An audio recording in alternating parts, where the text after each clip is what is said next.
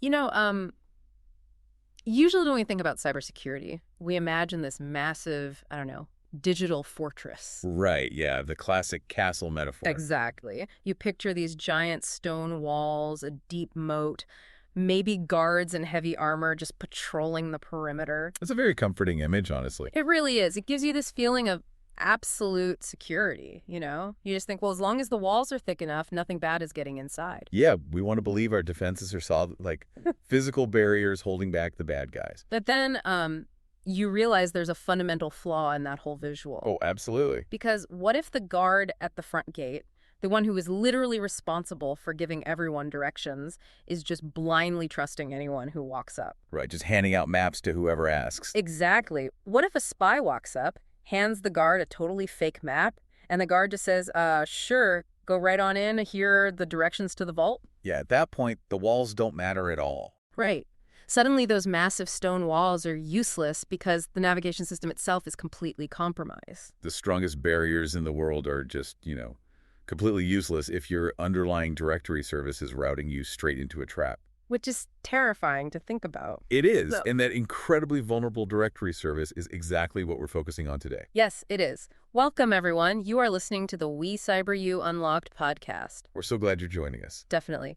And before we get started, please make sure to follow the channel and visit WeCyberYou.com for more content like that. Lots of good stuff over there. Always. So, the mission of today's deep dive is to unpack a single, absolutely critical security layer. And it's one that's actively protecting your devices right now. Even as you're listening to this. Right. We're looking at a concept called the DNS Firewall. People often call it the first line of network defense. Which is a very accurate title, I think. Yeah, and our goal today is to help you, whether you're an IT professional prepping for a big meeting or just, an insanely curious learner who wants to understand how the internet actually works. We want you to grasp this crucial early warning system. Because it operates entirely behind the scenes, right? Completely invisible to the average user. But it's arguably one of the most vital shields you have. Okay, let's unpack this. Where do we even begin with this concept? I mean, what is the starting line here? Well, before we can really talk about a DNS firewall, we kind of have to lay the foundation and talk about what DNS actually is. The acronym itself. Yeah. So DNS stands for Domain Name System. And to put it simply, it's the phone book of the internet. The phone book. Okay. Yeah, because the core issue it solves is a huge translation problem between humans and computers. Because we don't speak the same language? Exactly. We operate in words, right? Yeah. And brands. We want to type in www.example.com or, www.openeye.com. Because that's easy to remember. Right. But computers, they don't understand those words natively at all. They communicate exclusively using IP addresses. Which are they're just strings of numbers, right? Just numbers, yeah. Right, because behind the scenes, a computer is really looking for something like 93.184.216.34 Or with the newer IPv6 format, it's an even longer, wildly complex string of alphanumeric characters. Oh, wow, yeah. There's just no way the average person is going to memorize a unique string of random numbers for every single website they want to visit in a day. It would be impossible. So when you type a website address into your browser, your device sends out a DNS query. Like a request for directions. Exactly. It's asking the network, hey, what is the IP address associated with this specific domain name? Okay, got it. And only after the device receives that correct numerical IP address back can it actually establish a connection to the website you want to visit. To me, this is exactly like looking up a contact on your smartphone. Oh, that's a perfect way to look at it. Yeah, because you just tap your friend's name in your contacts list. Like, let's say you tap Dave. Right. You tap Dave because you really don't want to memorize Dave's random 10-digit phone number. I don't even know my best friend's phone number anymore. Exactly. Nobody does. So your phone just does the translation for you and places the call. And if we take that smartphone analogy just a little step further, think about the actual sequence of events there. Okay. You have to look up the number before the call can be dialed. Right. The lookup has to happen first. And because this lookup process happens before almost every single web request, it represents a massive critical choke point. Oh, I see where this is going. Yeah, but from a cybersecurity perspective, DNS is a massive target for cybercriminals. But at the exact same time, it's a highly strategic vantage point for defenders. Because it's the gateway. Exactly. If you Yep. can control or even just monitor the phone book, you have incredible power over where the traffic goes. That makes so much sense. Every single journey on the internet starts with asking for directions. Every single one. So if we know DNS is this absolutely required first step, how does intercepting this basic request create such a powerful defense mechanism? Well, it all comes down to, Like when I type a malicious URL into my browser and hit enter, what is actually happening in that tiny fraction of a second? yeah, it's all about timing and interception. So instead of your network immediately forwarding that request out to a standard internet directory to get the IP address, the DNS firewall steps in. It interrupts the process. Exactly. It pauses the request. It holds the query in a sort of digital waiting room, if you will. Okay, so it's sitting in the waiting room. Then what? While the request is paused there, the firewall is comparing the requested domain against a massive, constantly updating array of data. Like checking a wanted poster. A million wanted posters. Threat. It cross-references threat intelligence feeds, malware databases, phishing blacklists, domain reputation services, and even organization-specific block lists. It's essentially doing a very deep, instantaneous background check on your destination. And it does all of this in the blink of an eye. Usually in just a few milliseconds. You wouldn't even notice the delay. That's incredible. Yeah. Now, if the firewall's checks determine that the domain is perfectly safe, the DNS resolution proceeds normally. The IP address is returned. Right. And your browser loads the page like normal. But if the domain is known or even just strongly suspected to be malicious, It stops it. the DNS firewall actively blocks the query. It essentially lies to the computer, or it just gives it a null response. So the user never gets the IP address at all. Never gets it. They usually just receive an error message or get redirected to a safe, warning page saying the site was blocked. Wait, so this means it doesn't even let my browser knock on the malicious server's door? That is exactly right. The connection to the dangerous server is literally never even established. What's fascinating here is the geographical abstraction of the threat. You are completely protected before you even arrive at the danger zone. Because you couldn't get the directions. Right. In the world of cybersecurity, preventing a connection from happening in the first place is infinitely better than trying to fight off an attack after the connection is already made. That makes total sense. You neutralize the threat in the abstract space of the internet's directory before it can ever become a tangible reality on your actual device. It's like you're about to walk down a dark, dangerous alley, right? Yeah. And before you even take a step, a security guard physically removes the alley from your map. Exactly. You literally can't go there because your device doesn't even know how to find it. And that map modification is incredibly potent when we look at the sheer variety of threats out there. Because there are a lot of them. So many. If we move from the mechanics into the real-world threats you might face, the most common one you'll encounter is phishing. Oh yeah, we all get those emails. We do.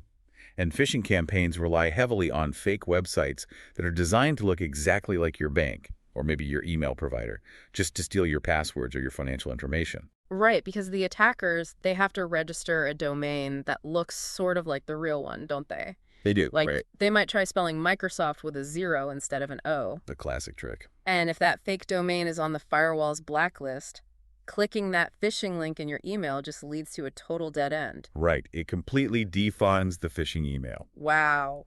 Another major category here is malware downloads. Okay, how does it help there? Well, if a user is tricked into clicking a link that points to a server hosting malicious software, the firewall prevents the device from ever reaching that server. Which means the malware can't be downloaded in the first place. Exactly. But the protection actually goes deeper than just stopping the initial infection. What do you mean? It also plays a massive role in stopping ransomware and command and control communications. Oh, often referred to as C2, right? Yes, exactly. C2. Here's where it gets really interesting. I was thinking about how this applies to malware that has actually already managed to slip onto a laptop. It happens. No system is perfect. Right, so think of a zombie movie, okay? Okay, I'm with you. You have a person who gets bitten, they're infected. In the cyber world, this is a laptop that somehow got malware on it. Maybe from a bad email attachment or an infected USB drive. Exactly, but in a lot of modern attacks, the infected laptop doesn't just immediately start destroying files, does it? Usually not, no. It sits there, kind of dormant, acting like a zombie, waiting for a signal from the mothership. The C2 server. Right, the mothership is the attacker's command and control server, and the laptop has to send a DNS query to find the mothership to ask, hey, I'm infected, What do you want me to do? Do I encrypt the hard drive now? And that is exactly where the DNS Firewall acts as a signal jammer. It blocks the zombie from calling home. Yes, it blocks that specific request. Many ransomware families, and definitely botnets, they rely entirely on external infrastructure after the initial infection happens. So the initial infection isn't even the end of the world if they can't communicate? Right. If you cut off their ability to phone home by blocking that DNS resolution, you disrupt the entire attack chain. That is so cool. The infected system is isolated. It can't locate the botnet controllers. It can't download the encryption keys for the ransomware. It just sits there. Completely inert. Inert, exactly. Just waiting for an IT team to come along and clean it up. So it's not just about keeping the bad stuff out. It's about keeping the bad stuff that did get in from actually doing its job. It's a containment strategy as much as a preventative one, absolutely. Right. I like that. And speaking of containment, we also really have to talk about a very stealthy threat called DNS tunneling. Okay, DNS tunneling. Yeah, which directly leads to data exfiltration. Attackers sometimes abuse the DNS protocol itself to sneak sensitive information out of an organization. Wait, really? Let's really explain this one, because this sounds wild. It's very clever. How does an attacker use a simple request for directions to actually steal data? So normally, a DNS query is short and straightforward, right? Like you're just looking up mail.google.com. Yeah, basic text. But if you have a compromised machine on a network, an attacker can encode stolen data like credit card numbers or passwords directly into the text of the DNS query itself. No way. Oh, yeah. So instead of a normal lookup, the compromised machine sends a query that looks like a massive string of gibberish. Like what? Something like, credit card data 1234.attacker.com. So to the network, it just looks like the computer is asking for the IP address of this really weirdly named long website. Exactly. It just looks like a standard request for directions. But when that request hits the attacker's DNS server out on the internet, they aren't sending back an IP address, are they? Nope. They're just logging the stolen data that was hidden in the web address itself. Yes. It's like they're tapping Morse code on the prison wall. Oh, that is a great way to put it. They're using the vehicle that was meant for directions as a secret smuggling route. That is genuinely devious. It is. And this is where advanced DNS firewalls really show their value. They actually analyze the behavior and the structure of the queries. Looking for that Morse code. Exactly.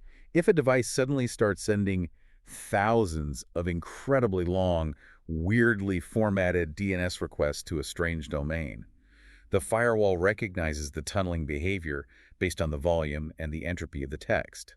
It sees that it's not a normal word. Right. It shuts it down, preventing the sensitive data from leaving the organization. Okay, this all sounds incredibly robust. I mean, it really does. It's a powerful tool. But I'm thinking, a lot of people listening might be thinking, well, I already have a traditional firewall at my office, or I already have antivirus software installed on my computer. Why do I need a specific DNS firewall on top of all that? It's a very common question. Let's contrast this with traditional defenses to really highlight the unique advantages here. Okay, so traditional firewalls and DNS firewalls operate at completely different layers, and they serve different primary functions. Okay, break that down for me. A traditional firewall is excellent at inspecting network application traffic. It looks at the actual data packets flowing back and forth once a connection is made. So the door is already open. Right.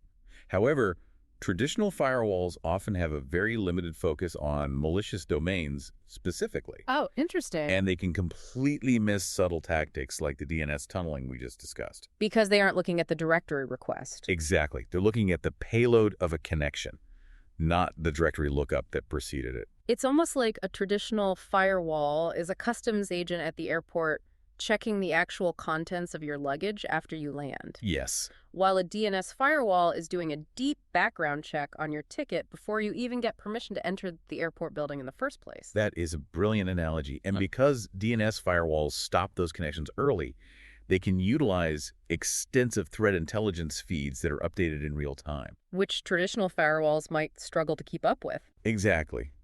And another huge advantage here is performance. Because DNS requests are tiny, right? Tiny. They are minuscule amounts of text. Okay. Filtering them has an incredibly low performance impact on your network. So it doesn't bog everything down? No, it doesn't slow down the network the way deep packet inspection on a heavy traditional firewall might. Plus, they are incredibly simple to deploy. How so? Well, many of them are delivered purely as cloud services today. Oh, so you don't even need physical boxes. Right. You don't have to install heavy new hardware. You basically just change where your network points its DNS queries.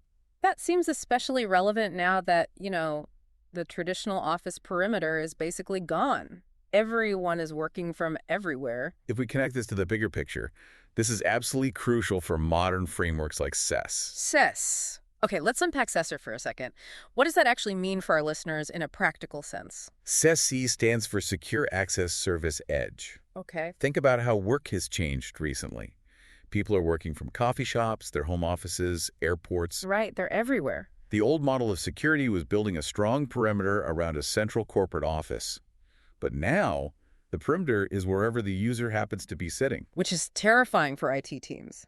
It is. So SES is a cloud-native approach to security that pushes the defenses out to the edge, closer to the user, rather than forcing all that traffic back through a central corporate hub. Ah, I see. A cloud-based DNS firewall is a core component of SaaS because it can protect an employee's laptop, whether they're on corporate Wi-Fi or connected to a completely random hotspot in a hotel. It just follows them around. It provides consistent security policy enforcement anywhere in the world. I want to connect that directly to our listeners' daily lives at home, too, and not just the corporate world. Oh, absolutely. It's just as important at home. Because think about your house right now. You probably have a smart TV, maybe a smart thermostat, or internet-connected security cameras. Oh, yeah, my house is full of them. These are IoT Internet of Things devices, and the thing is, you can't install traditional antivirus software on a smart fridge. You really can't. But those devices are notoriously vulnerable to being hijacked and turned into botnets. Very vulnerable.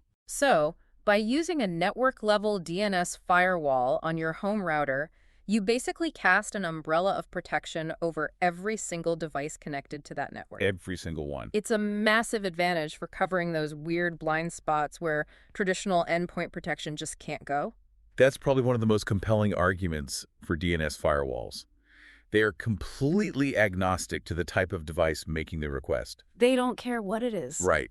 Whether it's a $10,000 enterprise server or a $20 smart light bulb, if it tries to resolve a malicious domain, the firewall is going to block it. Okay, well, this all sounds almost too good to be true. I know, it sounds like magic. It does. And whenever we do a deep dive on this show, we have to keep a balanced, critical perspective. Of course. We know that no security tool in the history of the world is flawless. Far from it. There's always a catch. Yeah. So let's talk about the limitations, because this isn't a silver bullet. Wait, I just had a thought. If this whole system relies on blocking the domain name, the phone book entry, couldn't a hacker just program their malware to call out to the IP address directly? Yes. Like, just skip the phone book entirely? Yes, they absolutely can. Seriously? If the attack circumvents the domain name system entirely and initiates a connection via a hard-coded direct IP address, the DNS firewall will not see it.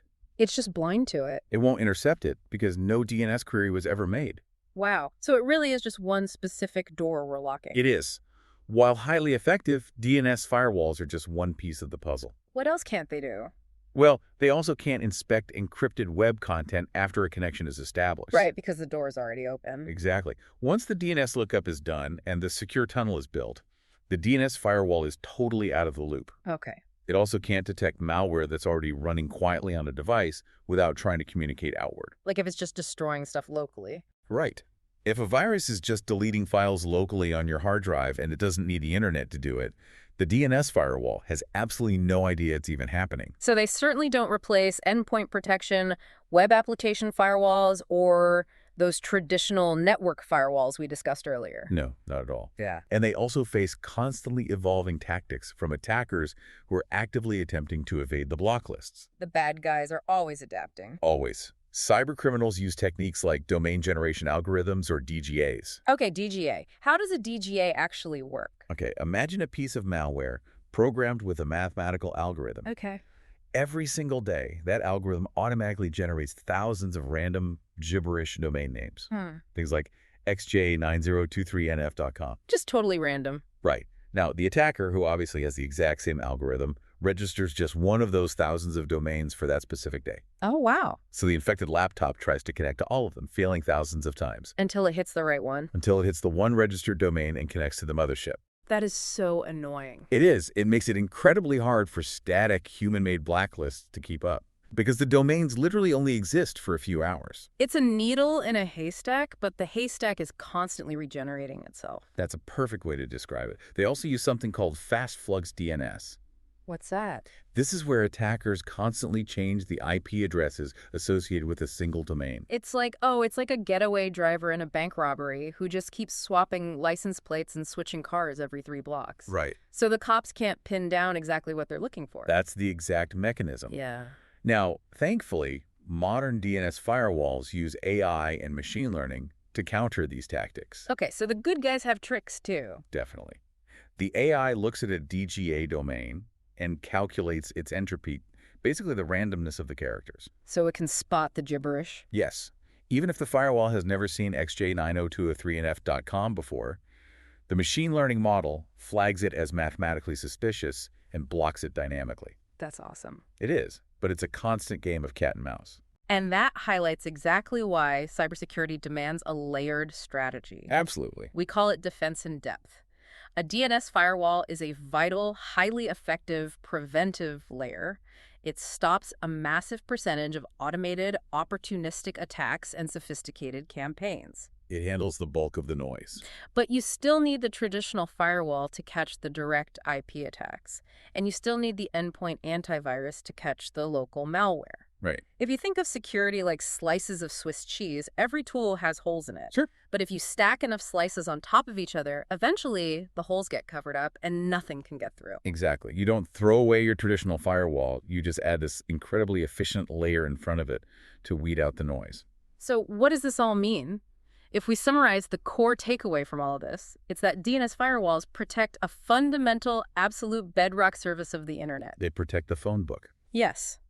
By acting as that very first early preventative layer, they intercept and neutralize major cyber threats like phishing, ransomware, botnets, before the battle even really begins on your device. It's about stopping the threat at the navigation level. It really is. You know, this raises an important question as we look toward the future. Oh. Yeah, we talked about how modern DNS firewalls are integrating AI and machine learning to predict and block malicious domains before they even appear on lists. Right. If AI-driven DNS firewalls become so incredibly advanced that they instantly block every single malicious domain in real time with near-perfect accuracy. Yeah. Will cybercriminals eventually be forced to abandon the domain name system entirely? Oh, wow. And if they do abandon it, will that force a fundamental redesign of how the internet's architecture actually operates? Oh, that's a heavy thought to leave off on. It's something to think about. An arms race that actually breaks and remakes the foundational directory of the web. The bad guys always adapt. And the good guys have to adapt right back. It brings us right back to that opening visual, doesn't it? It really does. We can build the thickest walls and hire the smartest guards for our digital fortress, but we always have to watch the navigation system. Always. Well, thank you all so much for joining us on this deep dive. As always, you're listening to the WeCyberYou Unlocked podcast. Thanks for being here, everyone. Please follow the channel so you never miss an update, and be sure to visit WeCyberYou.com to keep learning and exploring with us. Stay curious, stay safe, and we will see you on the next deep dive.